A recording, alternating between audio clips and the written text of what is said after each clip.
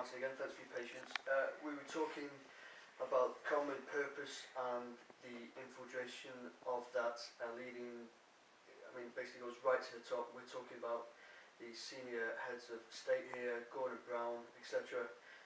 And Holly Gregg. Now, Holly Gregg is a case that everyone is aware of, but, you know, we just see what we're allowed to see, is that right? So it's just the surface that we're touched on, but this goes right back to, I mean, suggestions of Dunblane, etc., that type of thing. That's right. You know, I think it's totally frightening when you look at the situation, the amount of people that are out there that purely just don't understand what's happened to the Labour government over the last 5 or 6 years.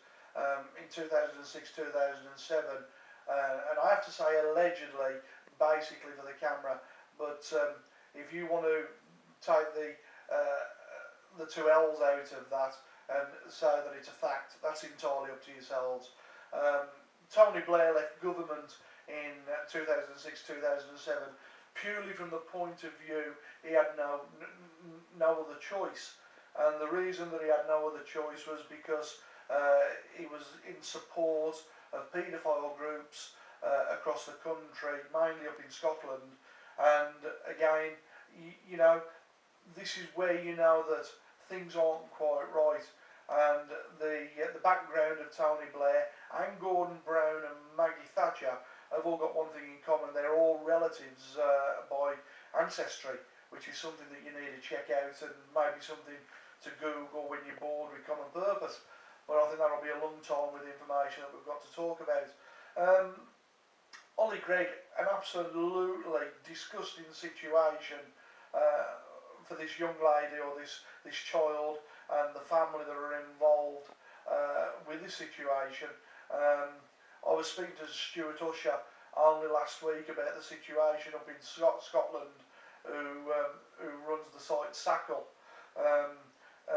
in justice for, what's it stand for now? Justice for Scottish Lawyers, I think it is.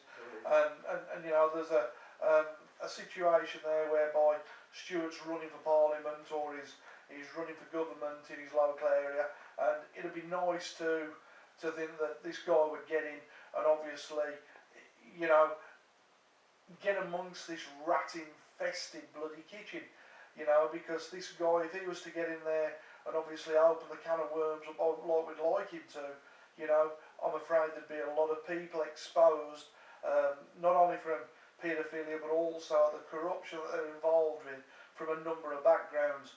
We know for a fact, as I've said, I've thanked Brian Gerrish for all his input into Common Purpose and for the information that he has given us over the last few years.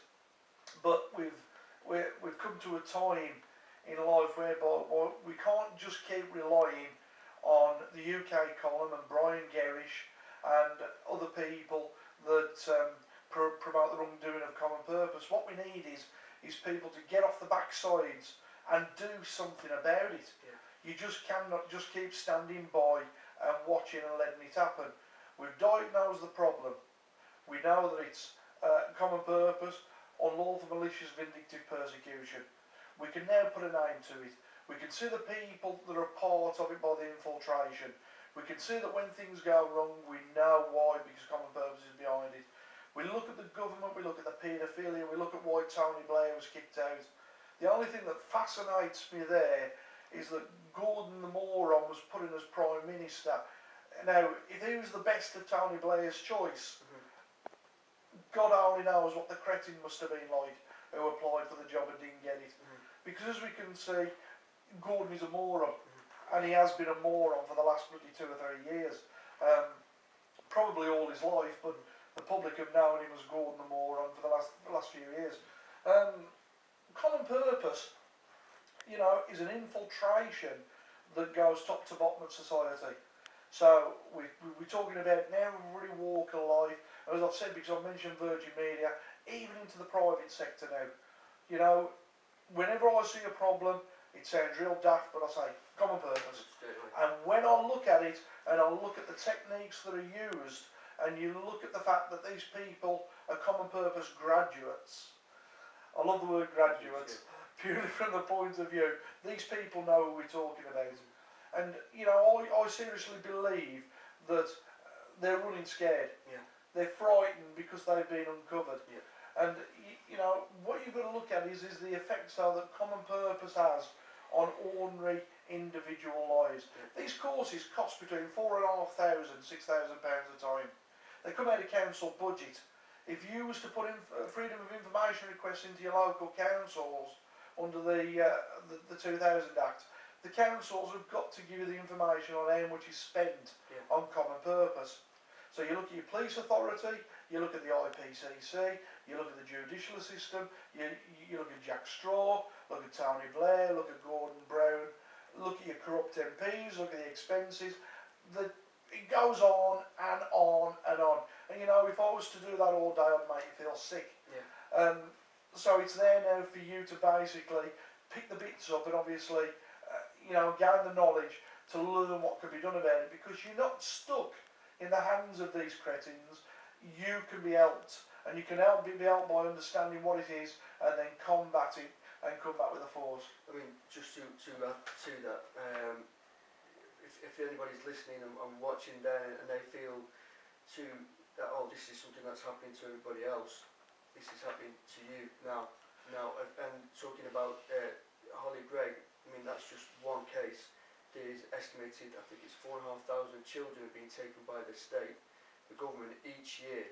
Okay. Again, what you've got to look at is, you know, if you've got a corrupt judicial system with Jack Straw, and we know full well that there's a lot of lawyers, there's a lot of solicitors that are part of paedophile groups, etc., etc., etc. The public aren't aware of this. Jack Straw, as overall say, because he's got to be aware of the dispositions that these people have got. He's got to be aware that there's children that are put in vulnerable situations all over the country.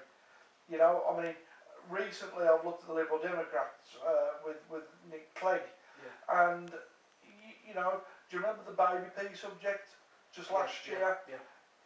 He was supposed to be looking over that situation as to find out and to look and see what had actually gone wrong.